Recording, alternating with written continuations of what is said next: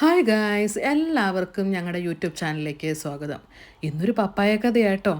പപ്പായ, ഓമയ്ക്ക, കപ്പങ്ങ, ഇനി എന്തൊക്കെ പേരാണാവോ ഇതിനുള്ളത്. വളരെ പേടിച്ചാണ് ഇത് മേടിക്കാൻ വേണ്ടി പോയത്.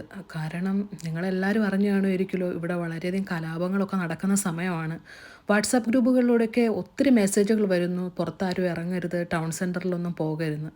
എന്തായാലും ചേട്ടായി പോയി കുറച്ചല്ല കേട്ടോ, ഒരു പപ്പായ മേടിച്ചു വന്നു.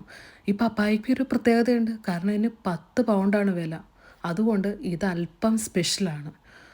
അലോണയ്ക്കും അഡ്വിനും ഇത് എന്താന്ന് പറഞ്ഞിട്ട് മനസ്സിലായതുകൂടിയില്ല.